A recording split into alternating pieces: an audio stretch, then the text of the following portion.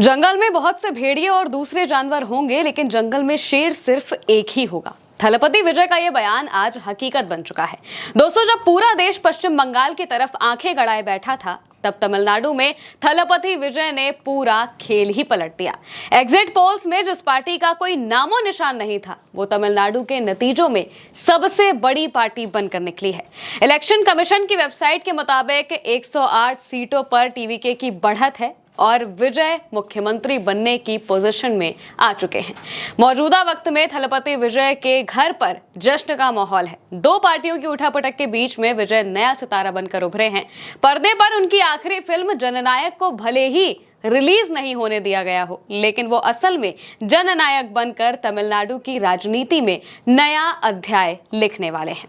विजय की जीत के कारण के बारे में आपको बताएंगे, लेकिन उससे पहले उनका एक बयान आपको जरूर सुनाना चाहेंगे जो उन्होंने चुनावी रैली में दिया था और इस वक्त उनकी जीत के बाद वो काफी वायरल हो रहा है। सुनिए। There are so many jackals and other animals in the forest, but there will be only one lion, and even if it is single, it will be the king of jungle. It is not only a description but also a clear declaration. विजय ने कहा, जंगल में बहुत से भेड़िए और दूसरे जानवर होंगे, लेकिन जंगल में शेर सिर्फ एक ही होगा और भले ही वो अकेला हो, लेकिन वो जंगल का राजा होगा। और ये सिर्फ बयान नहीं है बल्कि घोषणा है, डिक्लेरेशन है। ये डिस्क्रिप्शन नहीं है बल्कि डिक्लेरेशन है। उनका ये बयान इस वक्त पूरे सोशल मीडिया पर वायरल हो रहा है और हर तरफ विजय की धूम मची हुई है। सुबह सुबह जब काउंटिंग शुरू हुई तो सबकी नजर डीएमके एडीएमके पर थी। तमिलनाडु में बाकी के लोग पश्चिम बंगाल की तरफ नजरें गड़ाए बैठे हुए थे, लेकिन धीरे धीरे जब नंबर बदलने लगे, ममता की सरकार गिरती दिखाई दी। इसके बाद सबकी नजर पड़ी तमिलनाडु की तरफ, जहां पर टीवीके रिकॉर्ड तोड़ बढ़त बनाते हुए नजर आ रही थी। वीडियो रिकॉर्ड होने तक टीवीके 108 सीटों पर लीड करते दिखाई दी है। इलेक्शन कमीशन की वेबसाइट के मुताबिक समर्थकों में खुशी की लहर दौड़ गई है। तस्वीर आई विजय के घर से, जिसमें उनके परिवार वाले खुश हैं, काफी दिखाई दे रहे हैं, नाचते घूमते हुए। खासकर उनके पिता घर पहुंचते हैं लिफ्ट से और घर के बच्चे खुशी से नाचते झूमते हुए उन्हें गले लगा देते हैं और एक दूसरे को बधाई देते हुए दिखाई देते हैं। और इसी के बाद काफी सारी वीडियो सामने आने लगी विजय के समर्थकों की भी और खासकर उनके घर की भी, जिनमें लोग लगातार उनकी जीत की खुशियां मना रहे हैं। सी जोसेफ विजय तिरुचिरापल्ली ईस्ट सीट से चुनाव लड़ रहे हैं, जहां वो मौजूदा वक्त में 13,000 से भी ज्यादा वोटों से आगे चल रहे हैं और जीतेंगे। शुरुआती रुझानों में टीवीके तमिलनाडु में सबसे बड़ी पार्टी बनकर उभरी है। टीवीके ने सभी 234 सीटों पर चुनाव लड़ा है। बहुमत का आंकड़ा 118 का है, जिसे अगर विजय ना भी छू पाए तो वो इस पोजीशन में है कि बड़े आराम से उनके पास 8 से 10 विधायक टूट कर आ जाएंगे। बाकी निर्दलीय और बहुत छोटी पार्टियां भी मौजूद हैं, जिनके साथ मिलकर वो अपनी सरकार बना सकते हैं। थलपति विजय ने साफ कहा था कि वो किसी के साथ गठबंधन नहीं करेंगे और अकेले ही चुनाव लड़ेंगे। उन्होंने अपनी बात को वो कायम रखते हैं और अकेले 234 सीटों पर चुनाव लड़ते हुए वो दिखाई देते हैं। अब इस साकार होती जीत के पीछे की वजह पर बात कर लेते हैं। दरअसल विजय की जीत के पीछे 7 ऐसे वादे हैं जिन्होंने जनता को उनसे सीधा कनेक्ट किया था। पहला वादा, 60 साल तक की घर की महिला मुखिया को 2500 रुपए प्रति महीने। दूसरा वादा, हर फैमिली को साल में 6 एलपीजी सिलेंडर मुफ्त। तीसरा वादा, बहन बेटियों की शादी के लिए 8 ग्राम सोना देने का वादा। चौथा वादा है क्लास 1 से 12 तक के स्टूडेंट्स को हर साल 15,000 रुपए। पांचवा वादा है महिलाओं को सरकारी बसों में फ्री में यात्रा करने का वादा। और छठा वादा है युवाओं को बेरोजगारी भत्ता स्कीम के तहत 4,000 रुपए पर महीने देना। इसके बाद आखिरी वादा है 7वां, 5 एकड़ तक जमीन वाले किसानों का पूरा कर्ज माफ, बाकी का 50% कर्ज भी माफ। ये वो वादे हैं जो कि उनके लिए गेम चेंजर साबित हुए हैं। इन सब में से भी पूरे चुनाव भर 2 वादों पर सबसे ज्यादा चर्चा रही, और वो है शादी के लिए लड़कियों को 8 ग्राम सोना देना और नवजात बच्चों को सोने की अंगूठी देना। ये 2 ऐसे वादे थे जिन्होंने पूरे के पूरे चुनाव को पलट दिया। महिलाओं का सोने से प्रेम तो हर कोई जानता है, और खासकर अगर वो इस महंगाई के वक्त में फ्री में मिले तो भला कौन इस बात पर विश्वास नहीं करना चाहेगा। और खासकर जब सामने एक विश्वसनीय चेहरा जिसका इतना बड़ा स्टारडम है, जिसके पीछे इतने सारे लोग हैं, और वो जब इस कॉन्फिडेंस के साथ ये बात कहता है कि वो लोगों के लिए काम करेगा, तो लोगों के मन में विश्वास भी जगता है और इस वजह से वो उनके साथ जुड़ जाते हैं। विजय ने 2 फरवरी 2024 को ऑफिशियली तमिलगा वेट्री कड़गम यानी कि टीवीके लॉन्च की थी। इसके पहले अध्यक्ष बने। अगस्त में पार्टी ने लाल पीले रंग का झंडा जारी किया, जिसमें वागाई फूल और 2 हाथी का चिन्ह था।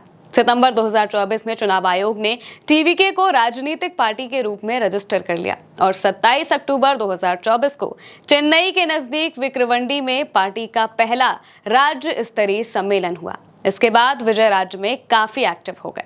उन्होंने फिल्मों से भी संन्यास लेने का ऐलान कर दिया। उनकी आखिरी रिलीज हुई फिल्म गोट थी, जो कि सितंबर 2024 में रिलीज हुई। उनकी आखिरी फिल्म अभी बची है रिलीज होना, जिसका नाम जननायक है। इसे जनवरी 2026 में रिलीज होना था, लेकिन सीबीएफसी ने सर्टिफिकेट नहीं दिया। उन्होंने अपनी बातें बताई, कहा कि फिल्म में काफी वायलेंस है, इसके अलावा पॉलिटिक्स से भी इसका बहुत ज्यादा लेना देना है, और अपनी बातें करते हुए उन्होंने मौजूदा वक्त में फिल्म में कुछ बदलाव करने के लिए कहे हैं और इसके बाद ही सर्टिफिकेट देने की बात कही है, जिस वजह से फिल्म का सर्टिफिकेट रुका हुआ है और फिल्म की रिलीज भी रुकी हुई है। सीबीएफसी ने फिल्म को सर्टिफिकेट नहीं दिया, यानी कि सेंसर बोर्ड की सर्टिफिकेशन की समस्या की वजह से फिल्म अटकी हुई है। लेकिन इस फिल्म के जब ट्रेलर सामने आता है तो फिल्म के ट्रेलर में एक डायलॉग है जिसकी मौजूदा वक्त में सबसे ज्यादा चर्चा है।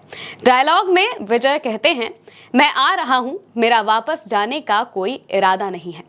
उनकी फिल्म को सेंसर बोर्ड ने भले ही रोक दिया हो, लेकिन विजय की आंधी को कोई नहीं रोक पाया है। विजय की रैलियों में जितना जनसैलाब दिखता था, चुनाव में नतीजे भी वैसे ही दिखाई दिए हैं। यहां तक कि 27 सितंबर 2025 को करूर में थलपति विजय की टीवीके पार्टी की रैली में भगदड़ मच जाती है।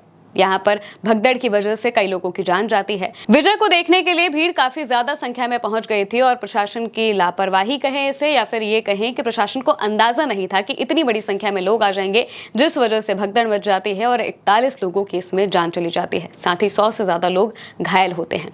इसका नेगेटिव इम्पैक्ट पड़ने की उम्मीद थी, लेकिन विजय ने इस घटना के बाद अपनी तरफ से पीड़ितों को जरूरी मदद दी। वो उनसे मिले भी, साथ ही दुख भी बांटा और दुख जताया भी, माफी भी मांगी, जिस वजह से चुनाव के नतीजों में इसका कोई खास असर देखने को नहीं मिला। मौजूदा सत्ता में काबिज पार्टी डीएमके तीसरे नंबर पर खिसक गई है। 53 सीटों पर उसे बढ़त है। सीएम स्टालिन खुद अपनी सीट कोलाथुर से पिछड़ गए हैं। एआईएडीएमके 54 सीटों पर बढ़त के साथ दूसरे नंबर पर है। विजय के स्टार पावर, सोशल मीडिया और फैन बेस ने युवा वोटर्स को, खासकर फर्स्ट टाइम वोटर्स को उनकी तरफ आकर्षित जरूर किया। महिलाएं और 18 से 40 साल के वर्ग की जो महिलाएं हैं, उनकी सबसे बड़ी ताकत बनती हुई मौजूदा वक्त में दिखाई दी। और अगर देखा जाए पिछले कुछ सालों में, तो लगातार महिलाएं हर जगह पर गेम चेंजर बनती हुई साबित हुई हैं। इससे पहले जब बिहार में चुनाव हुआ तो वहां पर भी जीत का क्रेडिट महिलाओं को दिया गया। बताया गया कि महिलाओं को जो 10,000 रुपए देने की बात नीतीश कुमार ने कही थी, बिल्कुल वो चीज काम की और महिलाओं ने एक मुश्त होकर नीतीश के सपोर्ट में, समर्थन में वोट दिया। यहाँ पर जब टीवीके ने अपने वादे किए तो उसमें बहुत सारी स्कीम्स खासकर महिलाओं के लिए जोड़ी, जिसमें बेटियों को 8 ग्राम सोना देना और इसके अलावा अगर मुखिया महिला हैं तो उन्हें 2500 रुपए प्रतिमाह देना। इस तरीके के वादों ने महिलाओं को एक मुश्त करके सीधे टीवीके के मुखिया विजय से जोड़ दिया। बच्चों ने भी परिवारों को वोटिंग के लिए प्रेरित किया, क्योंकि बच्चे जाहिर सी बात है कि फिल्में देखते हैं और थलपति विजय का फैन बेस साउथ में, खासकर तमिलनाडु में इतना तगड़ा है जिसका कोई जवाब ही नहीं। इस वजह से रिकॉर्ड 85% की वोटिंग भी हुई। वहीं पुरानी पार्टियों जैसे कि डीएमके और एआईएडीएमके से लोग थक चुके थे। वादों का पूरा ना होना, भ्रष्टाचार के आरोप लगना और पुरानी राजनीति से लोगों का ऊब जाना। इस बीच जब टीवीके आती है तो वो नई ताकत और एक नए ऑप्शन के रूप में उसे देखा जाता है। साथ ही विजय ने खुद को भ्रष्टाचार मुक्त, अच्छे शासन और लोगों की सेवा का चेहरा बनाया। उन्होंने द्रविडियन पार्टियों की पुरानी राजनीति से अलग नया तमिलनाडु का नारा दिया। किसी गठबंधन में ना जाकर अकेले सभी 234 सीटों पर लड़ना ये रिस्की था, लेकिन टीवीके को स्वतंत्र और साफ इमेज उसने दी। इससे वोट स्प्लिट हुआ, लेकिन विजय को इसका सीधा फायदा मिला। विजय की लोकप्रियता जाति, धर्म और इलाकों से परे जाती है। खासकर अगर उनको देखा जाए तो वो खुद एक क्रिश्चियन कम्युनिटी से आते हैं, लेकिन जब भी वो बात करते हैं तो वो सबको साथ में लेकर करते हैं और कई रैलियों में वो बाबा साहेब भीमराव अंबेडकर की तस्वीरों के साथ दिखाई दिए थे, जिसका सीधा मतलब था कि वो संविधान को साथ में लेकर चलने वाले हैं और खासकर जो पिछड़ा समाज है उनके लिए काम करने की बात वो करते हुए दिखाई दिए। वहीं शहरी इलाकों में युवा और मीडियम वर्ग में उनकी मजबूत पकड़ बनी। टीवीके ने 15 लाख से ज्यादा सदस्य बनाए थे, रोड शो और रैलियों में भारी भीड़ जुटाई। फिल्मी छवि को पॉलिटिकल एनर्जी में बदलना कोई थलपति विजय से सीखा, जिसका सीधा फायदा चुनाव में विजय को मिला है। अब ये देखना होगा कि वो सरकार किस तरह बनाएंगे और मुख्यमंत्री पद की शपथ कब लेंगे। फिलहाल के लिए मेरे यानी कि महिमा के साथ इस खबर में इतना ही। आप देखते रहिए उल्टा चश्मा यूसी।